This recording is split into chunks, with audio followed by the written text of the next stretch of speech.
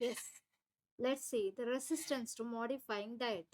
ಅಂದ್ರೆ ಹೇಗೆ ಆಹಾರ ಸಮತೋಲನವನ್ನು ಆಹಾರ ಪಥ್ಯತೆಯಲ್ಲಿ ಕೆಲವು ತಡೆಗಟ್ಟುವಂತ ಅಡ್ಡಿಪಡಿಸುವಂತಹ ಅಂಶಗಳು ಯಾವುದೆಲ್ಲ ಅಂತ. ಆಹಾರ ಸಮತೋಲನದಲ್ಲಿ ಅಡ್ಡಿಪಡಿಸುವಂತಹ ಅಂಶಗಳು.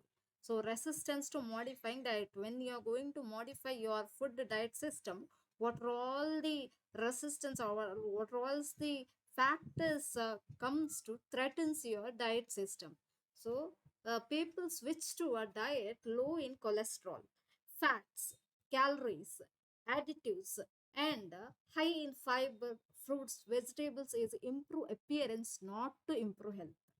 See, people switch to a diet, especially people going to maintain their health, maintain the diet system or follow the diet chart, especially to they go to eat a low cholesterol food and fat item, low fats item food, and low calories of food. So and additives, they will addicted to that.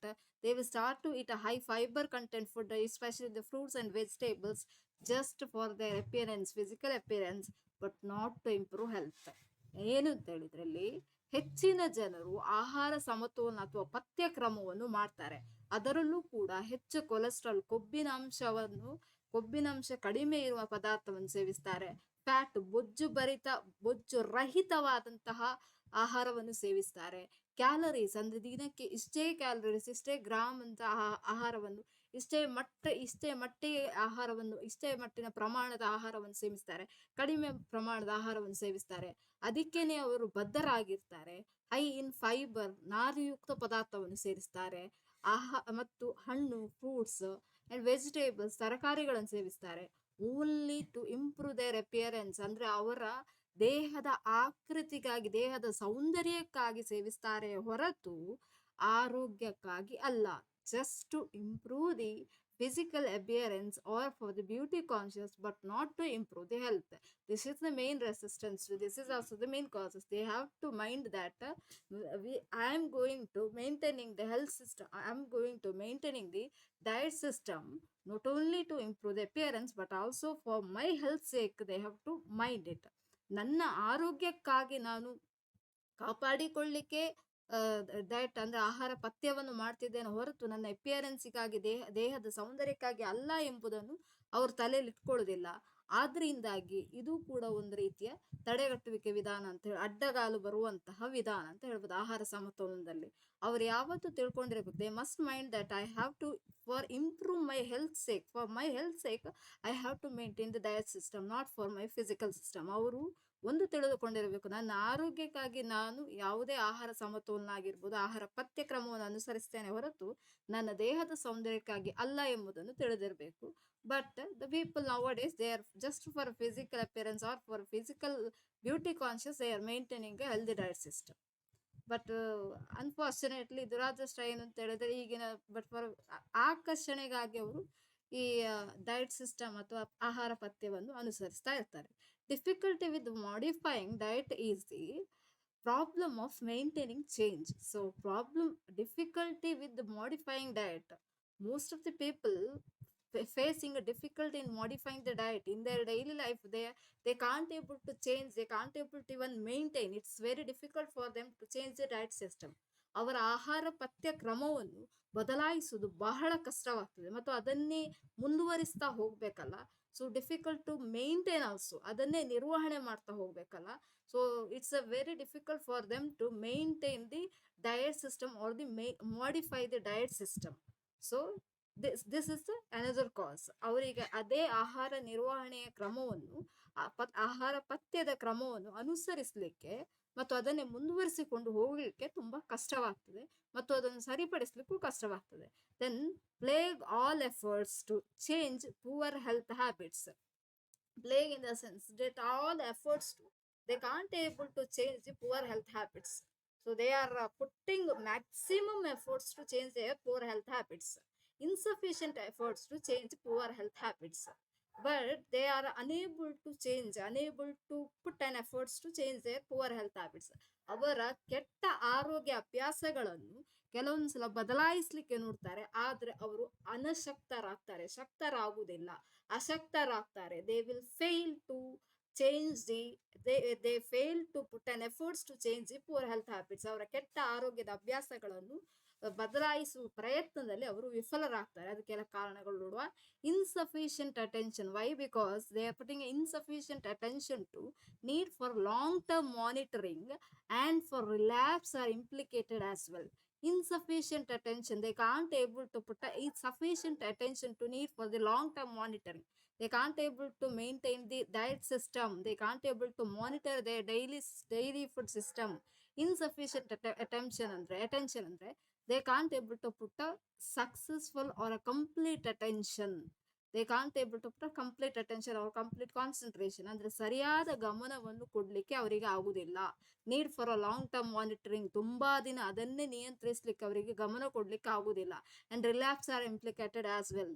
ಇದರ ಪರಿಣಾಮವಾಗಿ ಅದರ ಪರಿಣಾಮ ಸರಿಯಾಗಿ ಬೀಳುವುದಿಲ್ಲ, ಧನಾತ್ಮಕ ಪರಿಣಾಮ ಬೀರುವುದಿಲ್ಲ. So it is ಇಂಪ್ಲಿಕೇಟೆಡ್, ಇದು ತೊಂದರೆ ನೀಡ್ತದೆ ಅವರಿಗೆ, ಅದರ ಮೇಲೆ ಗಮನ ನೀಡಲಿಕ್ಕೆ ಆಗುದಿಲ್ಲ. They can't able to pay attention to for there are to maintain or monitor their food system, diet system. And next one, a strong self-efficacy, strong sense of self-efficacy. In a sense, they can't able to control themselves. Self-efficacy in the sense self-control itself. A strong sense of self-efficacy in the sense they are not putting sufficiently, efficiently enough for themselves. They don't have a control of themselves. ಅಂದ್ರೆ ಸ್ವ ಪರಿಣಾಮಕಾರಿಯಾಗಿ they are not putting effort self effectively. With effectively they are not putting effort, and family support for that they are not even getting a family support. Even for a dietary system they have to get if they get a family support, then they can able to change the diet system also. So if they get self efficacy, if they have enough strong sense of self efficacy and self efficient and self knowledge about the diet system, and if they have a ಸ್ವಯಂ ಪರಿಣಾಮಕಾರಿಯಾಗಿ ಅಂದ್ರೆ ಸ್ವಯಂ if they have with the self interest ಮತ್ತು ಕೌಟುಂಬಿಕ support ಅಂದ್ರೆ ಬೆಂಬಲದಿಂದಾಗಿ ಮತ್ತು ಅದರ ಪ್ರತ್ಯಕ್ಷಾನುಭವ. So they have to perceive themselves. Dietary change will make a positive change. If they perceive, if they have a positive perception, then dietary change has an important benefits on their health. If they will not have, if they don't have a strong sense of self efficacy and family support or a perception that dietary change has important health benefits are critical to make a dietary change. So ಇದೆಲ್ಲವೂ ಇರದಿದ್ರೆ ಒಂದು ಸ್ವಯಂ ಪರಿಣಾಮಕಾರಿತ್ವ, if they don't have this ಸ್ವಯಂ ಪರಿಣಾಮಕಾರಿತ್ವ, ಪ್ರಬಲವಾದ ಸ್ವಯಂ ಪರಿಣಾಮಕಾರಿತ್ವ ಅಥವಾ ಕೌಟುಂಬಿಕ ಬೆಂಬಲ ಅಥವಾ ಅದನ್ನು ನೋಡುವಂತ ರೀತಿ, ಪ್ರತ್ಯಕ್ಷ ಅನುಭವ, ಇದೆಲ್ಲವೂ ಆಹಾರ ಸಮತೋಲನದ ಬಗ್ಗೆ ಅವರಿಗೆ ಇಲ್ಲದೆ ಹೋದಲ್ಲಿ ಅದರ ಪ್ರಯೋಜನವೂ ಕೂಡ ಅವರಿಗೆ ಇಲ್ಲ ಅಂತ ಎನಿಸಿದ್ರೆ, ಮತ್ತೆ ಅದಕ್ಕೆ ಸರಿಯಾದ ಕೌಟುಂಬಿಕ ಬೆಂಬಲವೂ ಇಲ್ಲದೆ ಹೋದ್ರೆ, ಮತ್ತೆ ಅದಕ್ಕೆ ಸರಿಯಾದಂತ ಅವರ ಪ್ರಯತ್ನವೂ ಇಲ್ಲದೆ ಹೋದ್ರೆ, ಸ್ವಯಂ ಪ್ರಯತ್ನವೂ ಇಲ್ಲದೆ ಹೋದ್ರೆ, it's very critical to making a dietary change. ಇದು ತುಂಬಾ ಕಷ್ಟಕರ ಮತ್ತು ತುಂಬಾ ದ್ವಂದ್ವಕರವಾಗ್ತದೆ ಆಹಾರ ಪಥ್ಯದಲ್ಲಿ ಬದಲಾವಣೆಯನ್ನು ತರಲಿಕ್ಕೆ. It is very difficult to make a dietary change. So if we make a self-efficacy, self-efficient enough to make a dietary change, or if we will get a family support, enough family support to change the diet system, then we can able to become a healthy one, and then we can make a dietary change. ಒಂದು ವೇಳೆ ನಮಗೆ ಕೌಟುಂಬಿಕ ಬೆಂಬಲ ಮತ್ತು ನಮ್ಮ ಪ್ರಯತ್ನವು ಇದ್ರೆ ಮಾತ್ರ ಆಹಾರ ಪಥ್ಯತೆಯನ್ನು ಮಾಡಬಹುದು, ಆಹಾರ ಪಥ್ಯತೆಯಲ್ಲಿ ನಮಗೆ ಪ್ರಯೋಜನವನ್ನು ಕಾಣಬಹುದು. If it is not there, we can't able to see the benefits and one's perceptions also. If the one's perception, ಪ್ರತ್ಯಕ್ಷ ಅನುಭವವು ಕೂಡ ಇಲ್ಲದೆ ಹೋದಲ್ಲಿ, ನಮಗೆ ನಮ್ಮ ಮಾಡಿದ್ರಲ್ಲಿ ಪ್ರಯತ್ನದಲ್ಲಿ ಅದರಲ್ಲಿ ಫಲ ಸಿಗದೆ ಹೋದಲ್ಲಿ, ಆವಾಗ ನಮಗೆ dietary change, people can't able to make a dietary change. ಅವರ ಆಹಾರ ಪಥ್ಯದಲ್ಲಿ ಬದಲಾವಣೆಯನ್ನು ತರುವುದೇ ಇಲ್ಲ, ಇದೆಲ್ಲವೂ ಇಲ್ಲದೆ ಹೋದಲ್ಲಿ. So then some dietary recommendations are restrictive and monotonous and expensive and hard to implement. ಕೆಲವರು ಡಯಟಿಷಿಯನ್ಸ್ ಇರ್ತಾರೆ, ಕೆಲವೊಬ್ಬೊಬ್ರು ಆರೋಗ್ಯ ಸಲಹೆಗಾರರಿರ್ತಾರೆ, ಆರೋಗ್ಯ ಅಥವಾ ಆಹಾರ ಸಲಹೆಗಾರರಿರ್ತಾರೆ. So some of the food counselors are there, or food specialist, nutritionist are there, dietitians are there. So according to their recommendation, some people can't able to follow their words. Why? Because for their, according to their recommendation, it is very restrictive. ಅದು ತಡೆಗಟ್ಟುವಂಥದ್ದು. ಕೆಲವೊಂದು ತುಂಬ there is a very restrictions are there. ಅಂದ್ರೆ ತುಂಬಾ ನಿಯಂತ್ರಣ ಹಾಕ್ತಾರೆ ಅವರು. And monotonous, ಒಂದೇ ರೀತಿಯಾದಂತಹ ಆಹಾರವನ್ನು, they are saying that same kind of food they have to follow and they have to eat. So it is very difficult for some kind of people, some people to eat the monotonous same kind of food, and very expensive also for for those who are a low socio-economic status. For them, it's very difficult to maintain a diet system. Why? Because some foods are so expensive one for them, and it is very difficult to maintain, implement also, follow it also.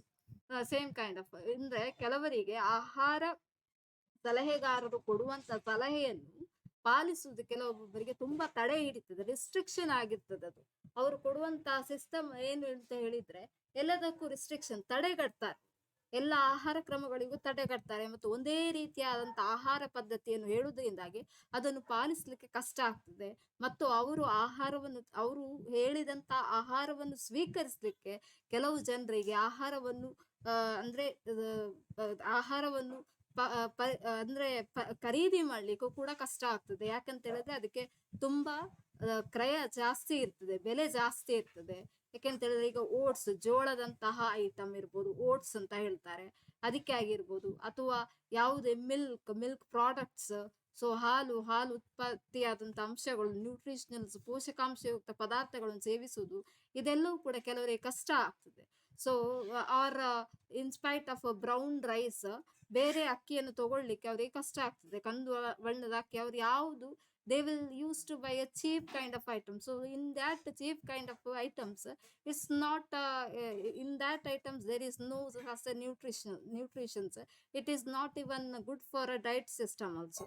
So ಅಂತ cheap kind ಅಂದ್ರೆ ಕಡಿಮೆ ಬೆಲೆ ಇರುವಂತಹ ಆಹಾರಗಳು diet system, ಆಹಾರ ಪಥ್ಯಕ್ಕೆ ಸ್ವಲ್ಪ ಅಡ್ಡಿ ಉಂಟು ಮಾಡ್ತದೆ. ಆದ್ರಿಂದಾಗಿ ಇದು ಜಾಸ್ತಿ ಕ್ರಯವಾಗಿರೋದ್ರಿಂದಾಗಿ ಜನರಿಗೆ ತುಂಬಾ ಕಷ್ಟವಾಗ್ತದೆ ಅದನ್ನೇ ಅನುಸರಿಸ್ಲಿಕ್ಕೆ. ಮತ್ತು ಕೆಲವು ಸಲ ಒಂದೇ ರೀತಿಯಾದಂತ ಆಹಾರ ಸಿಸ್ಟಮ್ ಯಾವ ಆರೋಗ್ಯ ಸಲಹೆಗಾರರು ಹೇಳ್ತಾರೆ, ಇದು ತುಂಬಾ ಕಷ್ಟವಾಗ್ತದೆ ಕೆಲವು ಜನರಿಗೆ. It's very hard to implement. ಅದನ್ನೇ ಅನುಸರಿಸಲಿಕ್ಕೆ ಕೆಲವರಿಗೆ ಕಷ್ಟ ಆಗ್ತದೆ. Then drastic changes in shopping and meal planning and cooking methods and eating habits may be required. ಕೆಲವು ಸಲ ಡ್ರಾಸ್ಟಿಕ್ ಚೇಂಜಸ್ ಇನ್ ಶಾಪಿಂಗ್, ಕೆಲವು ಸಲ ಡ್ರಾಸ್ಟಿಕ್ ಚೇಂಜಸ್ ಅಂದ್ರೆ some of the changes is very difficult for the people to make changes. There is a drastic changes, ತುಂಬಾ ದೊಡ್ಡದಾದಂತ ಬದಲಾವಣೆ ಮಾಡಬೇಕಾಗ್ತದೆ. They have to make a big changes or drastic changes. This is very difficult for some people. And a drastic changes in the while doing the shopping, they have to buy a very healthy kinds of food. They can't able to buy either junk food or noodles, such as noodles kind of food, or oil content food, or butter content food, milk, more junk kinds of food. So they have to change their shoppings. ಅವರು ಯಾವುದೇ ರೀತಿಯಲ್ಲಿ ಅಂಗಡಿಗೆ ಹೋಗಿ ಸಾಮಾನುಗಳನ್ನು ಖರೀದಿಸಬೇಕಾದ್ರೂ ಕೂಡ ಅದರಲ್ಲಿ ಬದಲಾವಣೆಯನ್ನು ತರಬೇಕಾಗ್ತದೆ. ಎಣ್ಣೆ ಅಂದ್ರೆ ಕೊಬ್ಬಿನ ಅಂಶ ರಹಿತವಾದಂತ ಆಹಾರ ಸೇವನೆ ಮಾಡಬೇಕಾಗ್ತದೆ, ಮತ್ತು ಆಹಾರ ಪದಾರ್ಥಗಳನ್ನು ಖರೀದಿ ಮಾಡಬೇಕಾಗ್ತದೆ. Then meal planning in their meal planning in their while consuming their lunch and for breakfast and for dinner also, they have to plan themselves and eat. For them they have to maintain most of the people, they are hesitate to eat the vegetables, and they are most likely to eat the red meats. ಅಂದ್ರೆ ಕೆಲವು ಜನರಿಗೆ meet ತಿಂದೆ ಅಭ್ಯಾಸಗಳು, ಅಂದ್ರೆ ಮಾಂಸದಂತಹ ಪದಾರ್ಥಗಳನ್ನು ಸೇವಿಸಿ ಅಭ್ಯಾಸ ಇರ್ತದೆ, ಅವರಿಗೆ ತರಕಾರಿ ಅಂತ ಐಟಮ್ಗಳನ್ನು ಸೇವಿಸಿ ಅಭ್ಯಾಸ ಇರುವುದಿಲ್ಲ. So it's very difficult for them to plan the meal planning also. ಅಂದ್ರೆ ಊಟದ ಒಂದು ಯೋಜನೆಯನ್ನು ಕೂಡ ಬದಲಾಯಿಸಲಿಕ್ಕೆ ಕಷ್ಟ ಆಗ್ತದೆ, ಊಟದ ಯೋಜನೆ, ಮೀಲ್ ಪ್ಲಾನಿಂಗ್. ಅಂದ್ರೆ ದೆನ್ ಕುಕಿಂಗ್ ಮೆಥಡ್ಸ್, ಅಡುಗೆ ಮಾಡುವ ಕ್ರಮವನ್ನು ಕೂಡ ಬದಲಾಯಿಸಬೇಕಾಗ್ತದೆ. They have to reduce adding the oils in their food. ಅಂದ್ರೆ ಎಣ್ಣೆಯನ್ನು ಸ್ವಲ್ಪ ಕಡಿಮೆ ಮಾಡುವಂಥದ್ದು, ಅಥವಾ ಯಾವುದಾದ್ರೂ ಈ ಪದಾರ್ಥಗಳನ್ನು ಕಡಿಮೆ ಸೇವಿಸುವಂಥದ್ದು, ಅಡಿಗೆ ಮಾಡುವ ರೀತಿಯನ್ನು ಬದಲಾಯಿಸಲಿಕ್ಕೆ ತುಂಬಾ ಕಷ್ಟವಾಗ್ತದೆ ಕೆಲವು ಜನರಿಗೆ. ಇದರ ಅನಿವಾರ್ಯತೆ ಕೂಡ ಇರುವುದರಿಂದಾಗಿ, and eating habits, some people eat daily and eat in between their meal time, in between the meal times also. ಊಟದ ಮಧ್ಯದಲ್ಲಿ ಕುರುಕಲು ತಿಂಡಿಯನ್ನು, in the sense snacks, they use to eat snacks, so they have to change eating habits, may be required. It's very difficult for some kinds of people, some people. So ಇದನ್ನೆಲ್ಲ ಬದಲಾಯಿಸ್ಲಿಕ್ಕೆ ಊಟದ ಕ್ರಮ, ಊಟದ ಅಭ್ಯಾಸಗಳು, ಅಂಗಡಿಗೆ ಹೋಗಿ ತೆಗೆದುಕೊಳ್ಳುವ ಸಾಮಾನು, ಅಂದ್ರೆ ಆಹಾರವನ್ನು ಖರೀದಿ ಮಾಡುವಂತ ಪದ್ಧತಿ, ಮತ್ತು ಊಟದ ಯೋಜನೆ, ಮತ್ತು ಅಡುಗೆ ಮಾಡುವಂತ ರೀತಿ, ಇದನ್ನೆಲ್ಲ ಕೆಲವು ಜನರಿಗೆ ಬದಲಾಯಿಸ್ಲಿಕ್ಕೆ ಕಷ್ಟವಾಗ್ತದೆ. drastic changes they have to make. It is very difficult for some kinds of people, and tastes are hard to alter. ಕೆಲವರು ರುಚಿಗೆ ಒಗ್ಗಿ ಹೋಗಿರ್ತಾರೆ, so tastes are very hard to alter. Some people are so addicted to tastes, unless the taste they are not ready to eat. ಒಂದು ವೇಳೆ ರುಚಿಗೆ ಒಗ್ಗಿ ಹೋಗ್ತಾರೆ, ಎಲ್ಲರೂ ಜನರು ಸಹ ರುಚಿಗೆ ಅವಲಂಬಿತರಾಗಿರ್ತಾರೆ. ರುಚಿ ಇಲ್ಲದ ಫುಡ್ ಅನ್ನು, ರುಚಿ ರಹಿತವಾದ ಆಹಾರವನ್ನು ಸೇವಿಸುವುದಕ್ಕೆ ಅವರ ಮನಸ್ಸು ಒಪ್ಪುದೇ ಇಲ್ಲ. So unless there is a taste, they are not ready to eat the food. So called comfort food, ಅಂದ್ರೆ ಅವರಿಗೆ ಆನಂದದಾಯಕವಾದಂತ, ಖುಷಿ ಕೊಡುವಂತ ಆಹಾರವನ್ನು ಸೇವಿಸ್ತಾರೆ. So called comfort food, and many of which are high in fat and sugars, which gives a taste for them and may help to turn off the stress hormones such as cortisol. See, while they are eating this kinds of food, while they are eating a high in fat and sugar content food, which will turn off their stress level also, such as and hormones such as cortisol, which will reduce cortisol level also. ಯಾವಾಗೆಲ್ಲ ಅವ್ರು ಪ್ರತಿಫಲನಕ್ಕೆ ಒಳಗಾಗ್ತಾರೋ, ಇಂಥ ಆಹಾರಗಳನ್ನು ಸೇವಿಸುವುದರಿಂದಾಗಿ ಸಕ್ಕರೆ ಭರಿತ ಆಹಾರ, ಮತ್ತೊಂದು ಇದು ತುಂಬಾ ಕೊಬ್ಬಿನಂಶ ಭರಿತವಾದಂತ ಆಹಾರ ತಿನ್ಬೇಕಾದ್ರೆ ಅವರಿಗೊಂದು ರೀತಿಯಂತ ಸಹಾಯ ದೊರೆಯುತ್ತದೆ, ಪ್ರತಿಫಲನವನ್ನು ಕಡಿಮೆ ಮಾಡ್ತದೆ. ಇದರ ಪರಿಣಾಮ ಪ್ರತಿಫಲನ ಭರಿತವಾದಂತಹ ಅಂತಸ್ರಾವಗಳು ಕೂಡ ಅವರಿಗೆ ಸಹಾಯ ಮಾಡ್ತದೆ ಅಂತ ಆಹಾರವನ್ನು ಸೇವಿಸ್ಲಿಕ್ಕೆ. So thus contributing to eating things that are not good for us. ಇದು ಅವರಿಗೆ ಒಂದು ವೇಳೆ ಒಂದು that is not good for us, it is not good for our health, these stress promote them to eat this kinds of food. So tasty kinds of food, but not healthy kinds of food. These are all unhealthy kinds of food. ಆದ್ರೆ tasty, ರುಚಿಕರವಾದ ಆಹಾರವನ್ನು ತಿನ್ನುವಂತೆ ನಮ್ಮ ಪ್ರತಿಫಲನ ನಮ್ಮನ್ನು ಪ್ರಚೋದಿಸ್ತದೆ.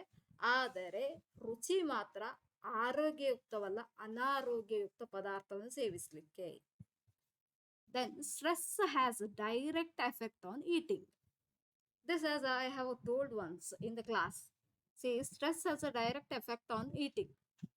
ಪ್ರತಿಫಲನ ನೇರವಾಗಿ ಆಹಾರ ಸ್ವೀಕರಿಸುವಂತಹ ಅಥವಾ ಸೇವನೆಯ ಮೇಲೆ ನೇರವಾಗಿ ಪರಿಣಾಮ ಬೀಳ್ತದೆ, ಎಸ್ಪೆಷಲಿ ಇನ್ ಅಡಾಲಸೆನ್ಸ್. ಅದು ಅಲ್ಲದೆ ಹದಿಹರೆಯದಲ್ಲಿ ಪ್ರತಿಫಲನವು ನೇರವಾದ ಪರಿಣಾಮ ಬೀರ್ತದೆ ಆಹಾರ ಸೇವನೆಯ ಪದ್ಧತಿಯ ಮೇಲೆ.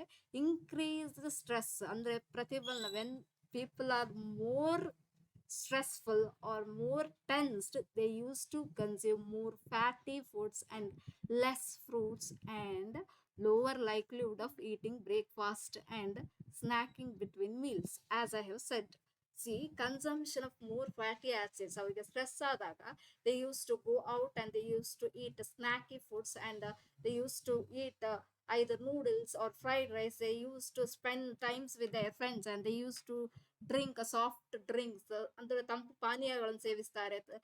ತುಂಬಾ ತೊಂದರೆ ಆದ್ರೆ, ತುಂಬಾ ಪ್ರತಿಫಲನಕ್ಕೊಳಗಾದ್ರೆ, ತುಂಬಾ ಸ್ಟ್ರೆಸ್ಸಿಗೊಳಗಾದ್ರೆ, ಅದೇ ರೀತಿ ತುಂಬಾ ಒತ್ತಡಕ್ಕೊಳಗಾಗ್ಬೇಕಾದ್ರೆ ಜಸ್ಟ್ ಚಿಯರ್ ಅಪ್, ಅಂದ್ರೆ ಅದನ್ನ ಮೇಲೆ ಬರ್ಲಿಕ್ಕೆ ಅವರ ಗೆಳೆಯರ ಜೊತೆಗೆ ಸೇರಿ ಹೊರಗಡೆಯಿಂದ ಅವರು ತಂಪು ಪಾನೀಯಗಳನ್ನು ಸೇವಿಸುವುದಾಗಿರ್ಬೋದು, ಕುರುಕಲು ತಿಂಡಿಗಳನ್ನು ಸೇವಿಸುವುದಾಗಿರ್ಬೋದು, ಅಥವಾ ಕೊಬ್ಬಿನಂಶಯುಕ್ತ ಆಹಾರವನ್ನು ಸೇವನೆ ಮಾಡುವುದಾಗಿರ್ಬೋದು ಮಾಡ್ತಾರೆ. If they are stressful, to get relief from this, they used to consume more fatty foods, ಕೊಬ್ಬಿನಂಶವಾದಂತೂ, less fruits, ಕಡಿಮೆ ಹಣ್ಣು ಹಂಪಲುಗಳನ್ನು ಸೇವಿಸ್ತಾರೆ, and lower likelihood of eating breakfast. They don't like to eat breakfast in home. ಮನೆಯಲ್ಲಿ ಬೆಳಗ್ಗಿನ ಉಪಹಾರವನ್ನು ಸೇವಿಸುವುದು ಬಿಟ್ಟು more snacking between meals, ಅಂದ್ರೆ ಕುರುಕಲು ತಿಂಡಿಗಳನ್ನು ಊಟದ ಮಧ್ಯದಲ್ಲಿ ಜಾಸ್ತಿ ಸೇವಿಸ್ತಾರೆ. To overcome from the stress, ಅಂದ್ರೆ ಪ್ರತಿಫಲನದಿಂದ ಮೇಲಕ್ಕೆ ಬರ್ಲಿಕ್ಕೆ, ಪ್ರತಿಫಲನದಿಂದ ಹೊರಗೆ ಬರ್ಲಿಕ್ಕೆ. ಅ ಲೋವರ್ ಸ್ಟೇಟಸ್ ಜಾಬ್ ಅಂದ್ರೆ ಕೆಳಮಟ್ಟದ ಕೆಲಸ, high work load and lac of control at work are also associated with less healthful diets. Lower status job ಅಂದ್ರೆ ಕೆಳಮಟ್ಟದ ಕೆಲಸ, ಹೈ ವರ್ಕ್ ಲೋಡ್ ಅಂದ್ರೆ ಜಾಸ್ತಿ ಕೆಲಸದ ಒತ್ತಡ ಇರೋದ್ರಿಂದಾಗಿ, ಹೆಚ್ಚು ಕೆಲಸದ ಒತ್ತಡ, high work load. If the people has a high work load they become more stressful. And lac of control, ಕೆಲಸದ ಜಾಸ್ತಿ ಒತ್ತಡ ಅಥವಾ ಕೆಲಸ ಜಾಸ್ತಿ ಇದ್ರೆ ಮತ್ತೆ ಕೆಳಮಟ್ಟದ ಕೆಲಸ ಇರುವುದರಿಂದಾಗಿ, ಮತ್ತು ಲ್ಯಾಕ್ ಆಫ್ ಕಂಟ್ರೋಲ್, ಯಾರಿಗೆ ನಿಯಂತ್ರಣವೇ ಇಲ್ಲ. If the people have a lack of control over themselves, self control, the work are also associated with less healthful diets. ಇಂಥವರಿಗೆ ಡಯಟ್ ಸಿಸ್ಟಮ್, ಆಹಾರ ಪಥ್ಯ ಅಥವಾ ಆಹಾರ ಕ್ರಮವನ್ನು, ಆರೋಗ್ಯಯುತ ಆಹಾರ ಕ್ರಮವನ್ನು ಅನುಸರಿಸಲಿಕ್ಕೆ ತೀರಾ ಕಷ್ಟ. ಮತ್ತು ಇವರು ಯಾವತ್ತಿಗೂ ಇವರಿಗೆ ಆರೋಗ್ಯಯುತ ಆಹಾರ ಪದ್ಧತಿಯನ್ನು ಅನುಸರಿಸಲಿಕ್ಕೆ ಅವರಲ್ಲಿ ನಿಯಂತ್ರಿಸಲಿಕ್ಕೂ ಆಗುದಿಲ್ಲ. ಇಂಥವರಲ್ಲಿ ನಿಯಂತ್ರಣ ಮಾಡಲಿಕ್ಕೂ ಆಗುದಿಲ್ಲ. ಅಂದ್ರೆ ಆರೋಗ್ಯಯುತ ಆಹಾರ ಕ್ರಮವನ್ನು ಅನುಸರಿಸಲಿಕ್ಕೆ ಇವರಿಂದ ನಿಯಂತ್ರಿಸಲಿಕ್ಕೆ ಆಗುದಿಲ್ಲ. Then let's see the intervention. Interventions to modify diet ಅಂದ್ರೆ ಯಾವೆಲ್ಲ ಕ್ರಮಗಳು ಕೆಲವೊಂದೊಂದು ಆಹಾರ ಪಥ್ಯ ಕ್ರಮವನ್ನು ಮತ್ತು ಅನುಸರಿಸಲಿಕ್ಕೆ ಸಹಾಯ ಮಾಡ್ತವೆ ಅಂತ. As with many health habit change, the motivation to perceive dietary change and the commitment to long-term health are essential ingredients for success. See, as with the many health habit change, ಅಂದ್ರೆ ಎಲ್ಲ ಆರೋಗ್ಯ ಬದಲಾವಣೆಯ ಜೊತೆಗೆ ಆರೋಗ್ಯ ಸ್ಥಿತಿಯ ಆರೋಗ್ಯ ಅಭ್ಯಾಸದ ಬದಲಾವಣೆಯೊಂದಿಗೆ the motivation to perceive dietary change, ಎಲ್ಲಿಯಾದ್ರೂ ಪ್ರೇರೇಪಣೆ ಸಿಕ್ಕಿದ್ರೆ ಪ್ರೇರೇಪಣೆ ಸಿಕ್ಕಿದ್ರೆ dietary change and commitment to long term health are essential ingredients for success.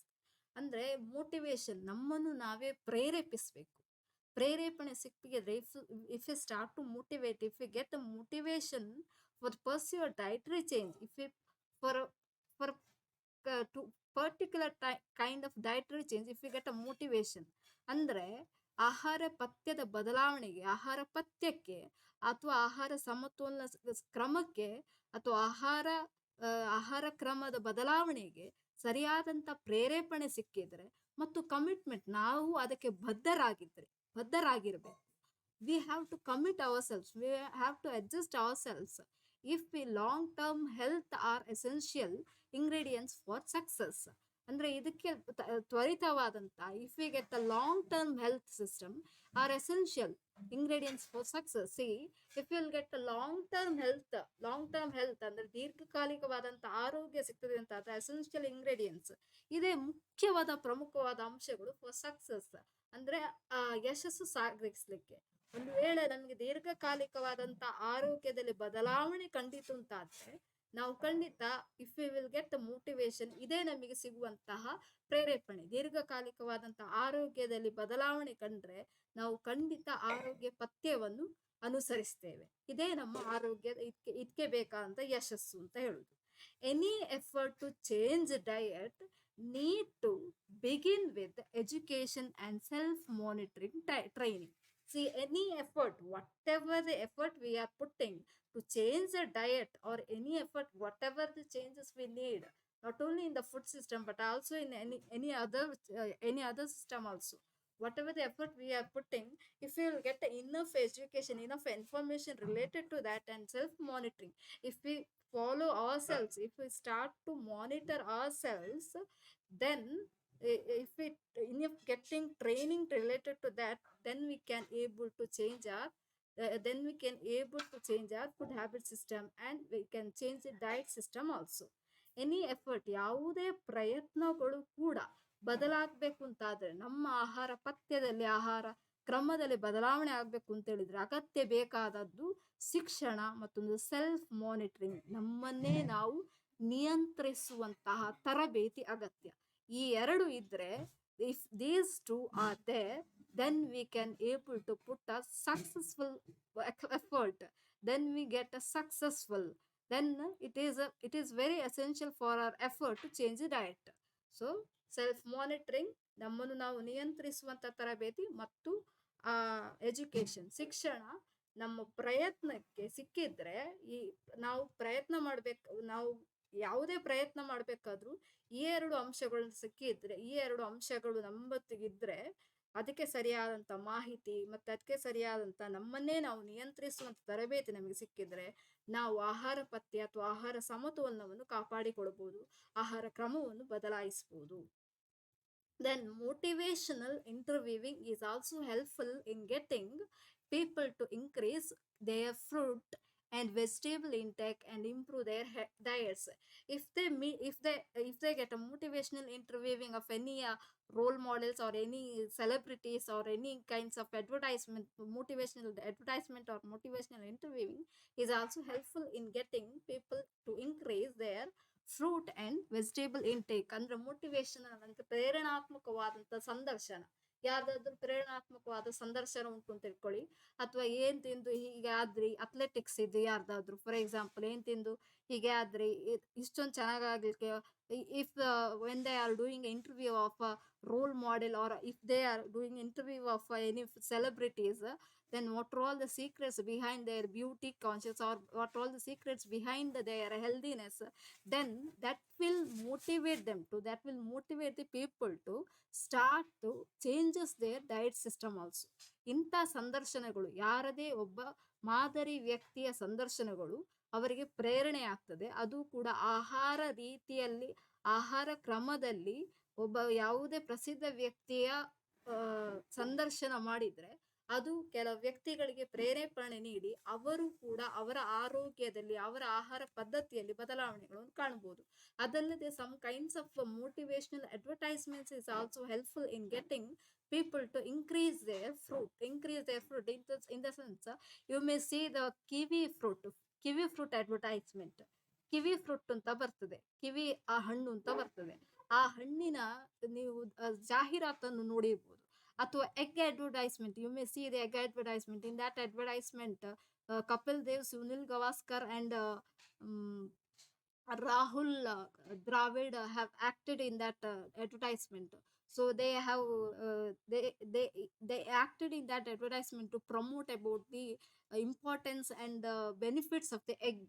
So in that kinds of advertisement, then that will motivate the people to intake of that food, especially the egg food. Why? Because that contains calcium and protein. Egg ತಿನ್ನುವಂಥದ್ದು ಅದರಿಂದಾಗಿ ಜಾಸ್ತಿ ಆಗ್ತದೆ. So ಇಂತಹ ಸಂದರ್ಶನಗಳು ಜನರ ಆಹಾರ ಪದ್ಧತಿಯನ್ನು ಬದಲಾಯಿಸುವಲ್ಲಿ ಸಹಾಯ ಮಾಡ್ತದೆ. ಸೊ ಇಂಟೇಕ್ ಆಫ್ ವೆಜಿಟೇಬಲ್ಸ್, ಆಹಾರ ಪದ್ಧತಿ, ಒಂದ ಹಣ್ಣನ್ನು ಸೇವಿಸುವುದು ಅಥವಾ ತರಕಾರಿಯನ್ನು ಸೇವಿಸುವುದು ಅಥವಾ ಮೊಟ್ಟೆಯನ್ನು ಸೇವಿಸುವುದು, ಅಂದ್ರೆ ಆರೋಗ್ಯ ಭರಿತವಾದಂತ ಆಹಾರ ಸೇವಿಸುವುದರಲ್ಲಿ ಇಂತಹ ಸಂದರ್ಶನಗಳು ಅವರಿಗೆ ಪ್ರೇರಿತರಾಗ್ತಾರೆ. ಇದರಿಂದಾಗಿ ಅವರು ಪಥ್ಯವನ್ನು ಅನುಸರಿಸ್ತಾರೆ, ಆಹಾರ ಸಮತೋಲನ ಸ್ಥಿತಿ ಬದಲಾಗ್ತದೆ. Then efforts to intervene in the dietary habits of high risk individuals have focused on the family group. Efforts to intervene in the dietary habits, especially we have to make focused on the family group. Why? Because of the family itself, one can become a change, one can do the changes in the one can do the change. Sorry, there was some technical problem, so that's the reason why I have now continue. I will now. Efforts to intervene in dietary habits of high risk individuals have focused on the family group. The efforts to intervene, whatever the efforts, if the individual wants to do, the main focus we have to give for the family group. Why? Because if there is a family support, the cooking is food was cooked by the family. We have to focus on the family members. We have to counsel the family members how about the dietary habits and the advantages of dietary habits to the family. Through that, we can bring changes in the individual's food system. ಅಂದ್ರೆ ಮೊದಲ ಪ್ರಯತ್ನ ಏನು ಅಂತ ಹೇಳಿದ್ರೆ, ಈ training ಅಂದ್ರೆ ಇದು ವಿಧಾನದ್ದು ಅಂತ ಹೇಳಿದ್ರೆ, ಅಂದ್ರೆ ಆಹಾರ ಸಮತೋಲನದಲ್ಲಿ ಮೊದಲನೇ ತರಬೇಕಾದ್ರೆ, ಅಂದ್ರೆ ಡಯಟರಿ ಪಥ್ಯ ಅಭ್ಯಾಸಗಳನ್ನು ಬೆಳೆಸಬೇಕಾದ್ರೆ ಹೈ ರಿಸ್ಕ್ ಇಂಡಿವಿಜುವಲ್ಸ್, ಯಾರಿಗೆ those who have obesity, especially those who have dietary problems, especially those who have any kinds of problem, food related problems. So we have to focus on the individual's family. So we have to counsel ಒಂದು family, ಯಾರಿಗೆಲ್ಲ obesity ಅಥವಾ ಬೊಜ್ಜುತನದ ಸಮಸ್ಯೆ ಇದೆಯೋ ಅವರಿಗೆ ಆಹಾರ ಪಥ್ಯದ ಕ್ರಮವನ್ನು ನಾವು ಅನುಸರಿಸಲಿಕ್ಕೆ ಸಲಹೆ ಮಾಡಬೇಕಾದ್ರೆ, ಮೊದಲಿಗೆ ನಾವು ಸಲಹೆ ನೀಡಬೇಕಾದ್ರೆ first we have to give a preference for the family group. ನಾವು ಮೊದಲ ಆದ್ಯತೆ ಕೊಡಬೇಕಾದದ್ದು ಅವರ ಕುಟುಂಬದ ಸದಸ್ಯರಿಗೆ, ಯಾರು ಅಡುಗೆ ಮಾಡ್ತಾರೋ ಅವರಿಗೆ. So we have to counsel them and we have to convince them about the uses of and we have to about the uses and advantages of dietary habits, good food dietary habits. ಅಂದರೆ ಆಹಾರ ಪಥ್ಯ ವಿಧಾನದ ಇದರ ಪ್ರಯೋಜನಗಳನ್ನು ನಾವು family ಗ್ರೂಪಿಗೆ ಹೇಳಬೇಕು. ಯಾಕಂತ ಹೇಳಿದ್ರೆ ಅಂದ್ರೆ ಕುಟುಂಬದ ಸದಸ್ಯರಿಗೆ ಹೇಳಬೇಕು. ಕುಟುಂಬದ ಸದಸ್ಯರಿಗೆ ಹೇಳುವ ಮೂಲಕ ನಾವು ಆಹಾರ ಪಥ್ಯದ ವಿಧಾನವನ್ನು ವೈಯಕ್ತಿಕವಾಗಿ ಜನರಲ್ಲಿ ತರಬಹುದು, ಪ್ರಯತ್ನ ಮಾಡಬಹುದು. Then change may also come from social engineering as well as from individual efforts to alter diet. See, change may also come from social engineering in the sense social workers or a social psychologist. See, especially the social dietitians are also there. Those who brings the changes through the street play or through the spreading a knowledge or by survey, by doing the survey, they will alter the knowledge about they will alter the individual's food system. So diet system ಏನಂತ ಹೇಳಿದ್ರೆ, ಕೆಲವರು ಸಾಮಾಜಿಕ ಕಾರ್ಯಕರ್ತರೇ ಇರ್ತಾರೆ. ಇವರು ಪ್ರತಿಯೊಬ್ಬ ವ್ಯಕ್ತಿಯಲ್ಲಿ ಪ್ರಯತ್ನಗಳನ್ನು ಮಾಡುವ ಮೂಲಕ, ಅಂದ್ರೆ ಆಹಾರ ಪಥ್ಯದ ವಿಧಾನದಲ್ಲಿ ಪ್ರಯತ್ನಗಳನ್ನು ಮಾಡುವ ಮೂಲಕ, ಪಥ್ಯದಲ್ಲಿ ಬದಲಾವಣೆಯನ್ನು ತರುವ ಮೂಲಕ, ಜನರಲ್ಲೇ ಪ್ರಯತ್ನವನ್ನು ಮಾಡುವ ಮೂಲಕ ಕೆಲವೊಂದೊಂದು ಬದಲಾವಣೆಯನ್ನು ತರ್ತಾರೆ ಆಹಾರ ಪಥ್ಯ ವಿಧಾನದಲ್ಲಿ. ಫ್ಯಾಕ್ಟರ್ಸ್ ಸಚೆಸ್ ಯಾವೆಲ್ಲ ಅಂಶಗಳು ಅಂತ ಹೇಳಿದ್ರೆ, ಇದರಲ್ಲಿ banning snack foods includes the factors banning snack foods from school, especially banning snack foods in the sense like kurkure or lays or any puffs or samosa kinds of food, oily junk foods or fried rice or any other kinds of unhealthy kinds of foods which have more calories or more, which brings more cholesterol levels, which bring more obesity, that we have to ban. The main functions of the social engineering is banning snack foods from the school days itself. Why? Because if they eat more snack foods, they will become obese, they will become more obesity, and they will become more fat.